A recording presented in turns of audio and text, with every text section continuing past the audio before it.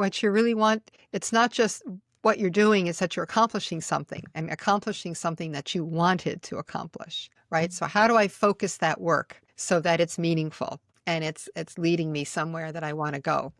The biggest points and tips that I can give you is to begin to think about your work differently and to break it down into small pieces. That's how you start to gain this confidence of getting things done, because you start accomplishing little bits at a time. And one of my best techniques for helping you do that is when you have a project, some work that you're thinking about doing. Welcome back to Relatable Wisdom, the podcast where everyday people share the quotes that shaped how they see life, offering you gentle wisdom to carry into your own days. Today's guest is Helene Gidley, a vibrant entrepreneur who spent 4 decades mastering the art of getting things done. She's taken the chaos of endless to-do lists and transformed it into something beautiful, a way of living that brings focus and calm to our busiest moments. Let's step into Helene's world for a few minutes and hear the quotes that resonated with her.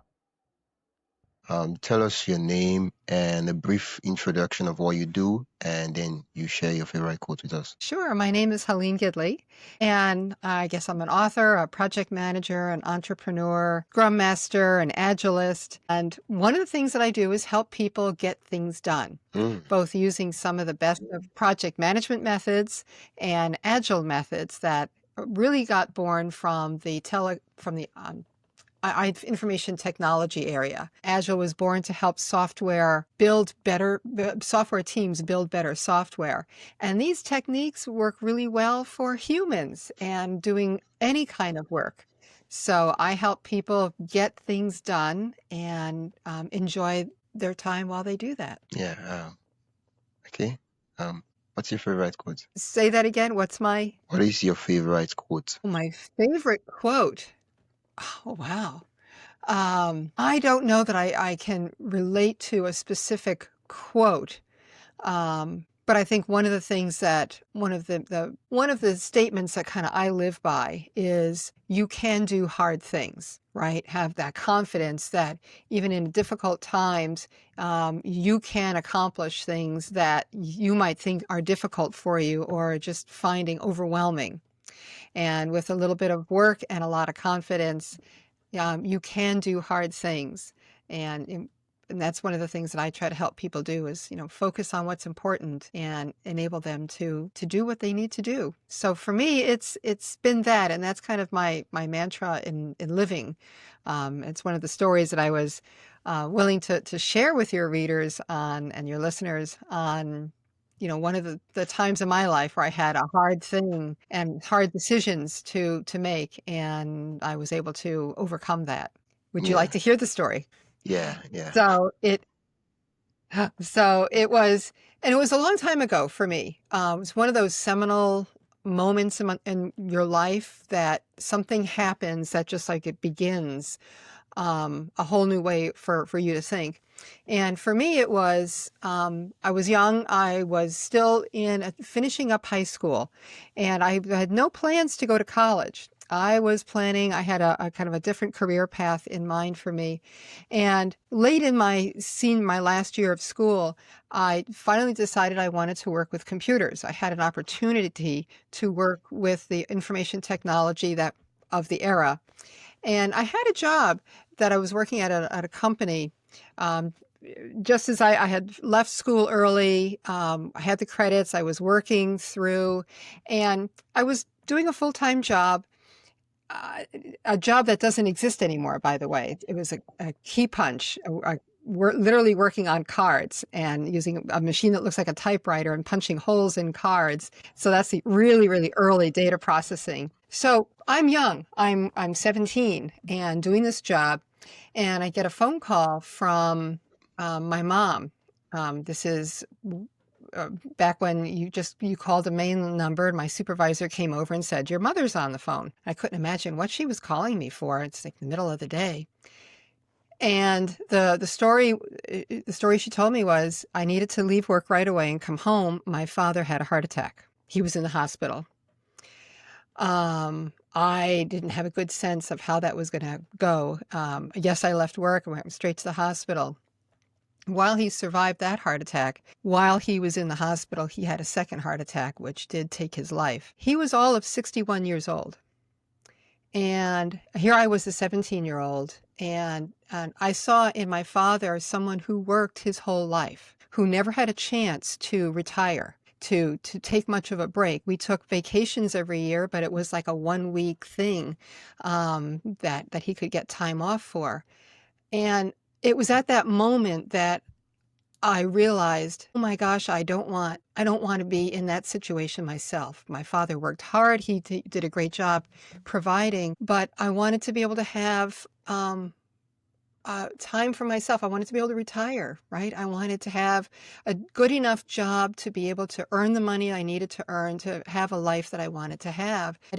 I didn't want to die at 61 either. So it was at that moment that I decided that I really needed to change what I was doing. While I was working and just going to college, I just finished high school and I was going to college nights. I completely shifted everything and said, "Whoa, stop this working thing. Let's go to college, get that degree, get that education, and really build something out of my life." And it was a hard time, right? You know, this was a very difficult time to live through. Um, but it was something where I realized I came out the other side of that, knowing I can do hard things, knowing that I can overcome difficult times with help around me, the support of family and friends, and just the confidence, right? And focus. Once I realized what I wanted to do, I set my mind to it and maintained that focus to finish school and get a good job and, you know, accomplish the things that I was looking for in my life. And that's what I wanted to share. And that is that it can be something as hard as losing a very dear family member. And you can overcome these things. And it's a matter of maintaining your focus, your confidence, and finding that path forward that, you know, you can do hard things in your life. Let's take a quick pause. If you're enjoying this conversation and want more thought-provoking ideas straight to your inbox, join the Relatable Wisdom email list. It's free, quick, and filled with bite-sized insights, inspiring quotes, and behind-the-scenes reflections from our guests. Just head to relatablewisdom.com/join. That is relatablewisdom.com/join. Or tap the link in the show notes. And hey, subscribing to the podcast helps more than you think, and it's free. So if you haven't already, hit that follow button wherever you're listening. All right, let's get back to the conversation. Yeah. You know, one could say, right, losing one's father is a really sad thing. It's a really terrible thing, Yeah. especially when, like, losing one's father at any age is really sad, even if you're 90. But then when you're really young and you've not yet married, you've not even experienced your grandkids and all that, like, it's really, really sad.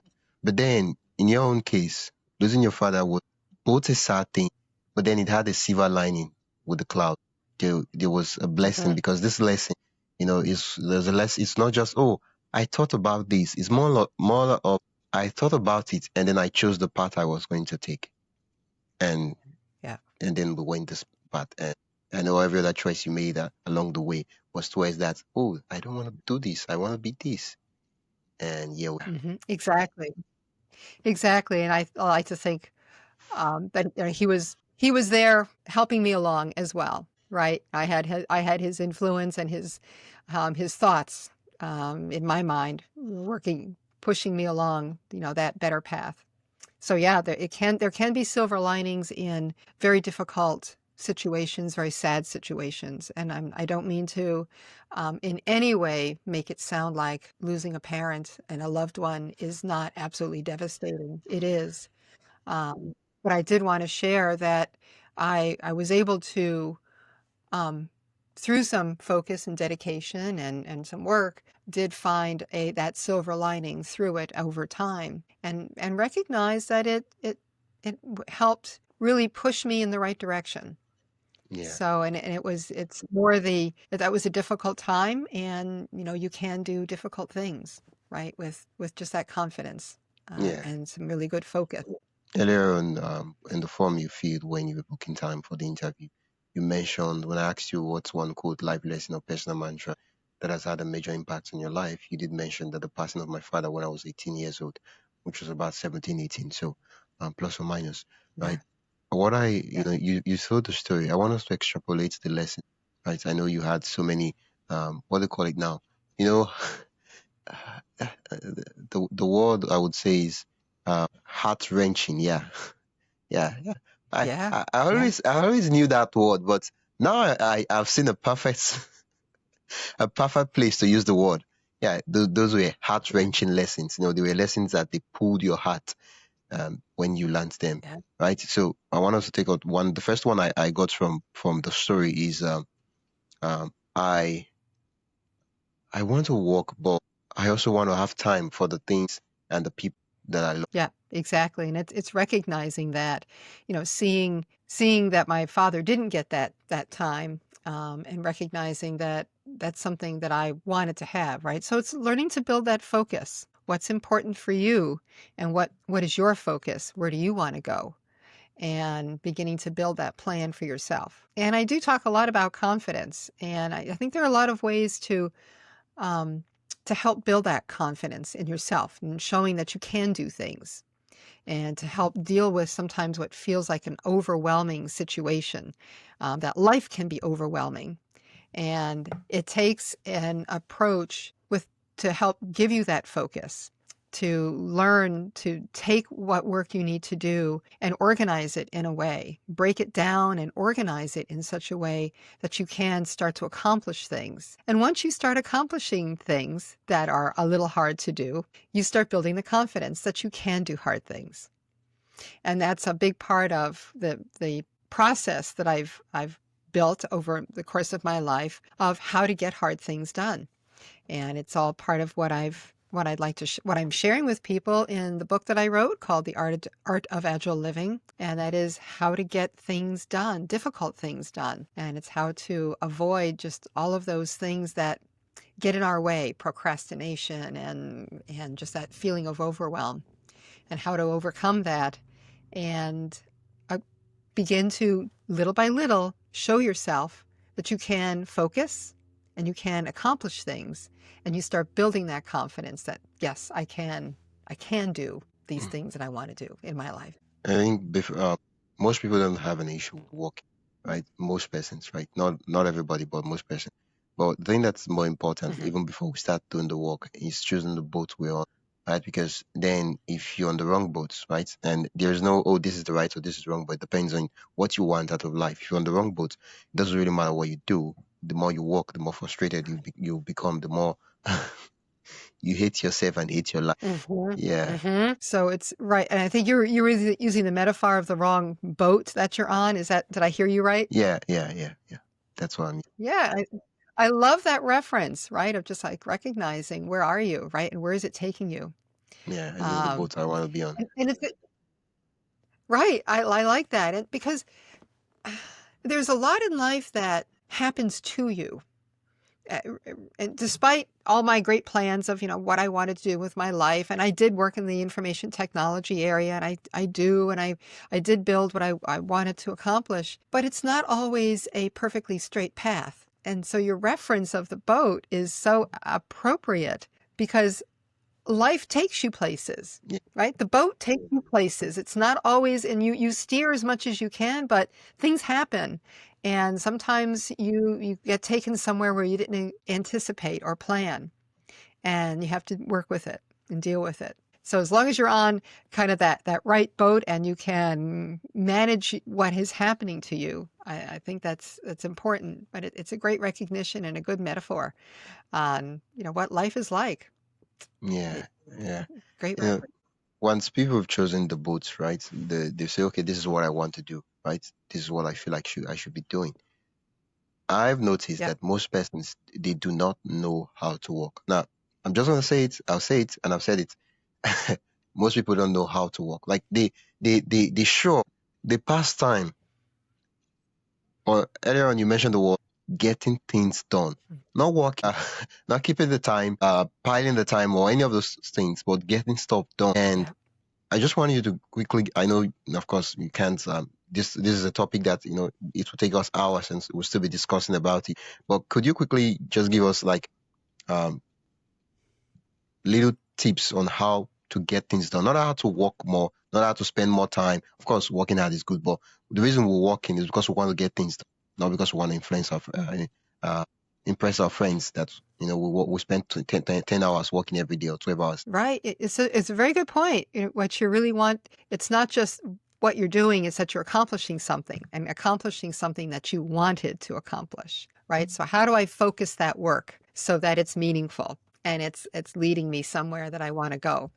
The biggest points and tips that I can give you is to begin to think about your work differently and to break it down into small pieces. That's how you start to gain this confidence of getting things done, because you start accomplishing little bits at a time. And one of my best techniques for helping you do that is when you have a project, some work that you're thinking about doing, write it down on a sticky note. And for those who are watching it, you can see my little sticky note.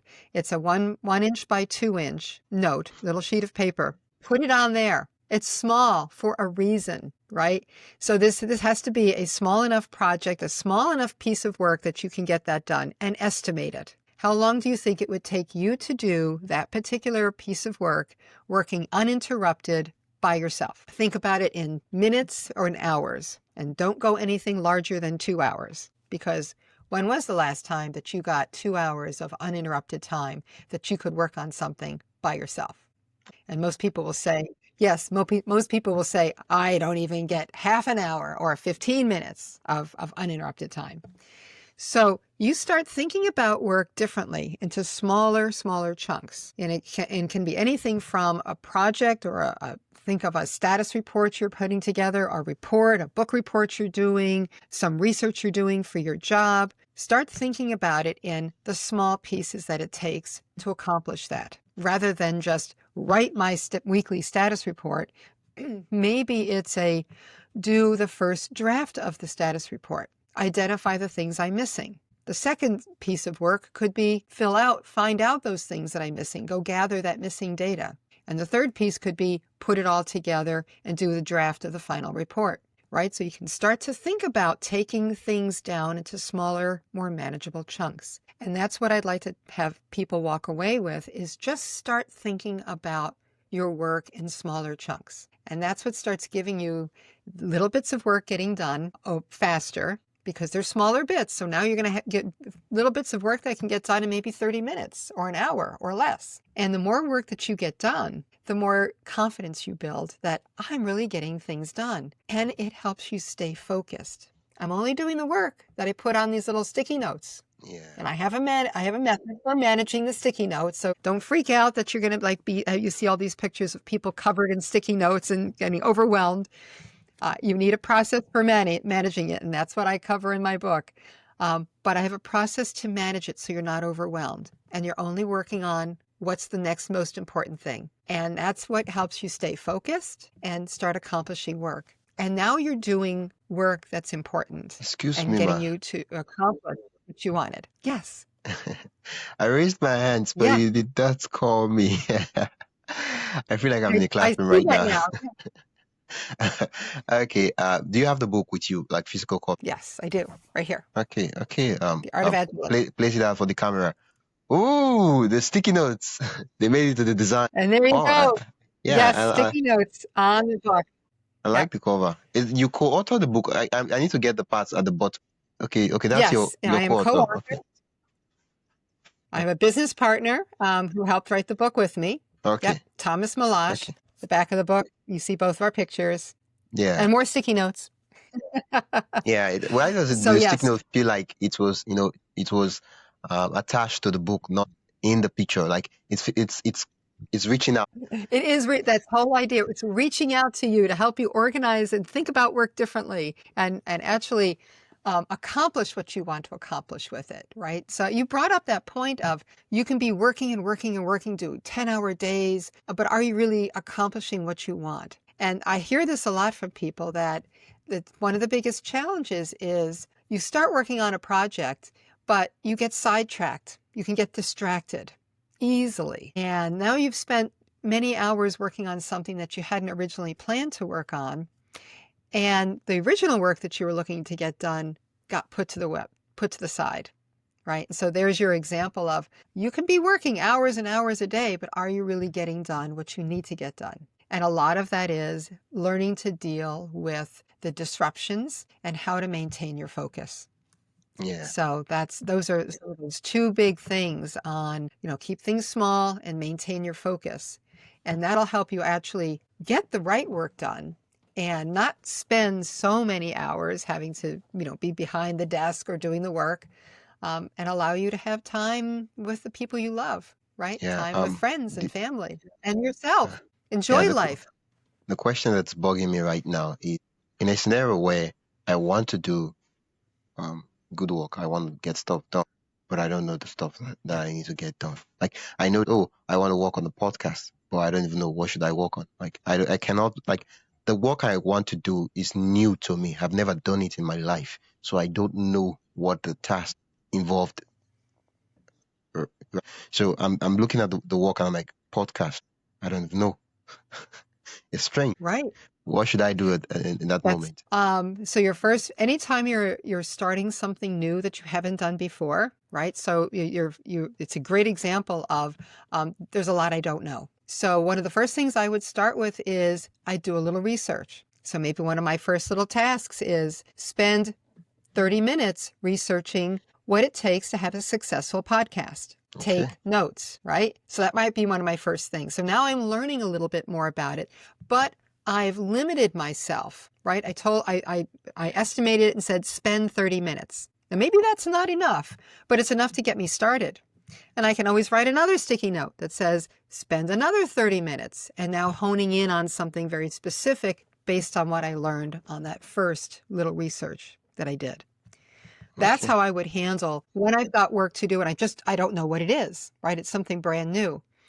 I would do a little research and then start taking notes and then start writing out what I learned from my research. What are some of the first things that I should do? What do I need to do to start setting up a podcast? And how to find people to be on it, and what platforms do I use to record things, and what social media should I use, and everything from that on down to editing and editing software. Yeah. And you'll Something. learn as you do that early research, and that would be my approach. Yeah. Something I feel I should point out. I know we're short of time, but it's an Yeah, idea I like to call pseudo work. Right? It feels like work. It looks like work. It tastes like work. It smells like work. It looks so much like work, but it's not work. Right? Like we'll give an example of the podcast. I want to start a podcast. I could create a data table analyzing the top 100 podcasts over to the last 20 years and some of the metrics of what they did and all that. Fantastic idea. Brilliant. Interesting. But that's not a podcast. there you go. Yeah. And it's a great, exactly, right? So you can spend a lot of time on that. Is that really what you need to be working on? And that comes down to one question that people ask me, and I think this is what you're getting at, is how do I prioritize my work? There's a lot of things I could be doing. How do I know which is the right thing to be doing next? And again, that's part of the process that I walk people through in my book. And that is taking everything that I have to do. I start breaking it down onto these little stickies. And then I start looking at everything that I put it in something called a backlog. And I look at that backlog, and then you match it up with, well, what are your goals? What are you trying to accomplish? By when? And you start filling your days. I actually have a whole week plan that I build out a weekly plan. Over the course of this coming week, how are you going to accomplish what you're looking for? And if you really wanted to start a podcast, and if your goal was to get a draft podcast up in a week, okay, how are you going to do that? And you'll start planning out your day by picking those things off your backlog, and it'll start showing you what you can and can't get done in that time frame. Yeah. And help you prioritize and pick the right work to do to help you do what you're trying to get done, right? Yeah. Thank you. Accomplish your goals.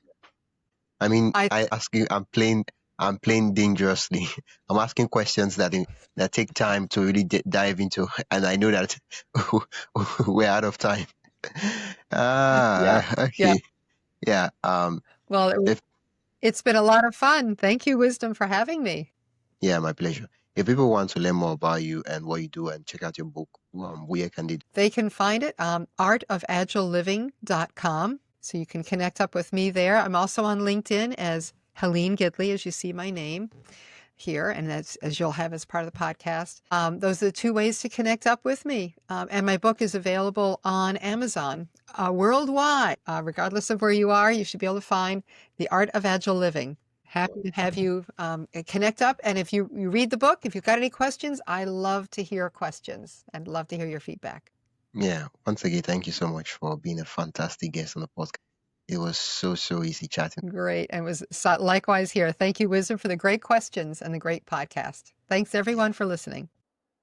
You've been listening to Relatable Wisdom, and I've been your host, Wisdom Okonkwo.